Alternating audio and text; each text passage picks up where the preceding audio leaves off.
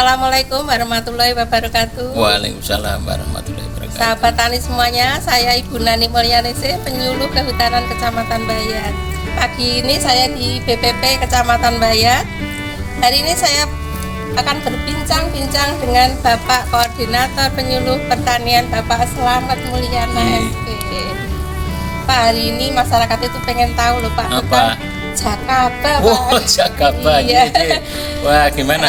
Saya pengen tahu banyak ini tentang Jakaba, Pak. Iya.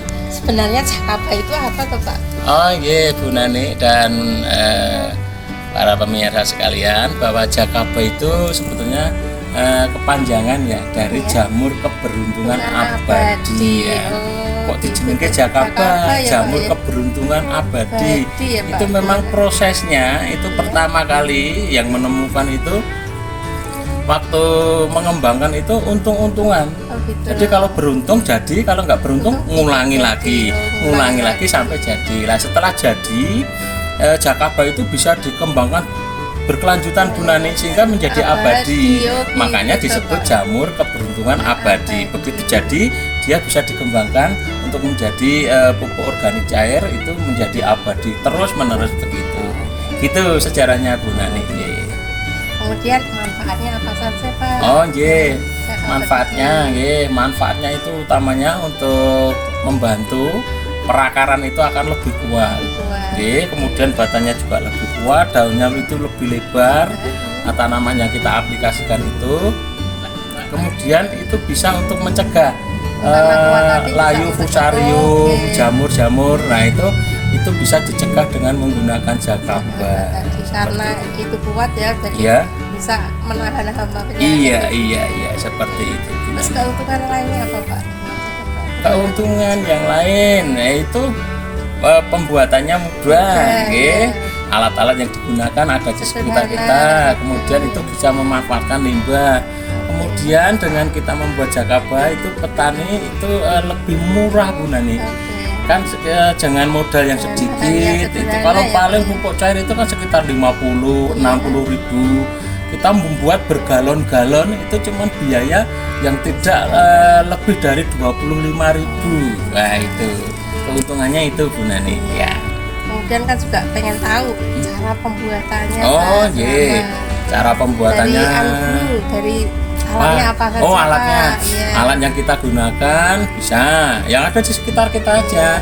Kita bisa menggunakan bekas minuman itu aqua, yang 1 literan itu kalau yang kecil-kecil. Kalau yang agak besar kita bisa menggunakan wadah yang agak besar seperti galon le mineral, galon aqua itu bisa gunakan ya itu. Kemudian corong itu nanti untuk memasukkan berasnya dan airnya itu supaya tidak tumpah kemana-mana Bu Nani. Kemudian untuk menutup supaya tidak ada serangga masuk, tapi di dalam itu juga harus ada udara yang masuk karena dia berkembang.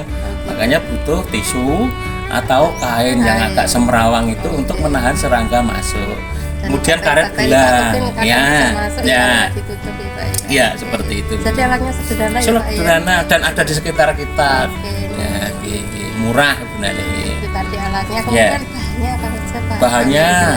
Bahannya itu kita bisa memanfaatkan dari limbah. Ya limbah ibu-ibu atau jenengan itu setiap hari mesti nyuci toh, susi itu toh, itu air khususan itu yang pertama kali yang masih kental ya Bu Nani, itu kita tampung di dalam galon itu. Kalau isinya itu sudah 2/3 itu nanti baru kita masukkan biangnya. Jadi tidak langsung 1 hari masukkan besok tambah, enggak. Kalau sudah agak banyak baru biangnya dimasukkan.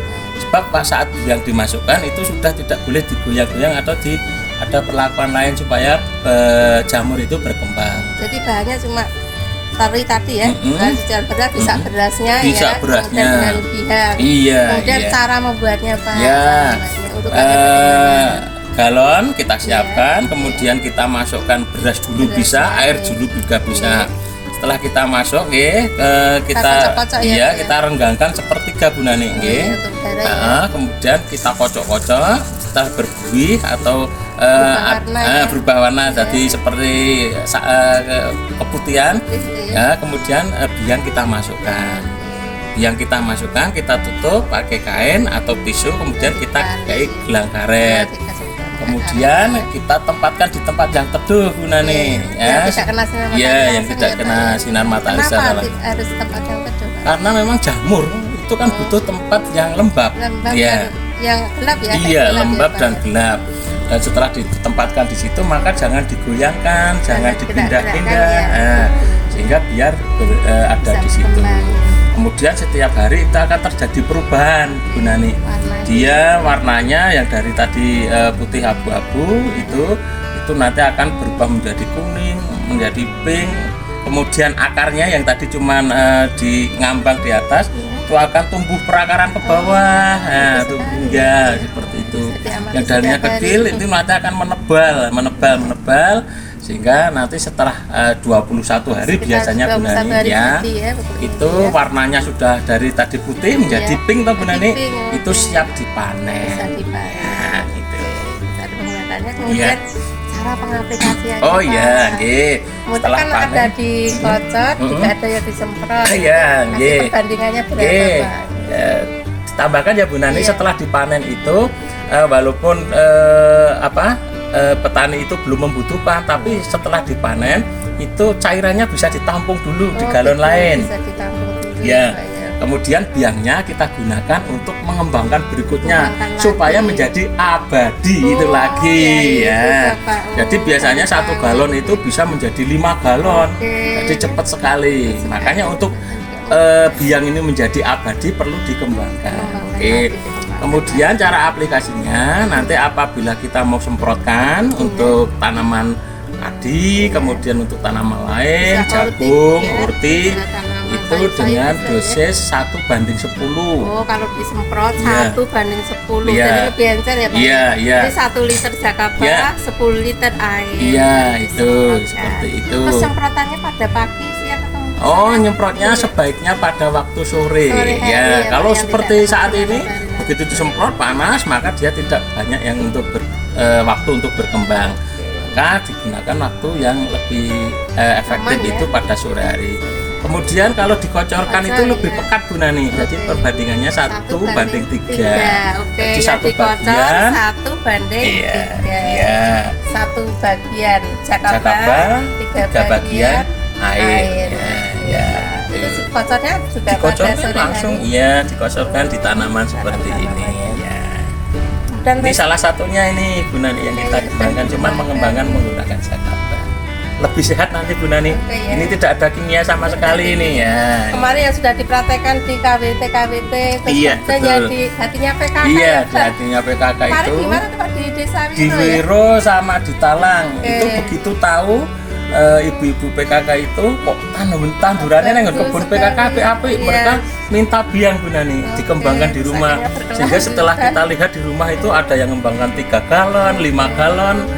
Itu tanaman mereka yang berupa di pot, utamanya ibu-ibu itu gue nyemprot anggrek. Begitu anggreknya itu bunganya bagus, bril, itu seneng Bu Nani ya. Kemarin juga tomatnya ya Pak, ternyata tomatnya itu lebih lalu kemudian panennya itu lama Bu Nani ya, masa panennya itu bisa lama. Kemudian daun-daunnya itu juga sehat, daunnya lebih lebar kalau yang bayem. Kemudian yang cabai itu lebih sehat. Oke ya. Karena akarnya sehat. Akarnya kuat, sehat ya. Bisa menangkal hama penyakit. Iya. Betul benar. Harapan Pak Slamet bagaimana dengan adanya Jakaba ini depannya? Paling tidak pengalaman yang sudah dilakukan oleh rekan-rekan di Bayat, baik para penyuluh maupun para kelompok tani dan KWT, utamanya ibu-ibu, itu dapat dikembangkan di tempat lain. Kalau ini merupakan pengalaman yang bagus, saya rasa nanti juga akan bermanfaat di tempat lain.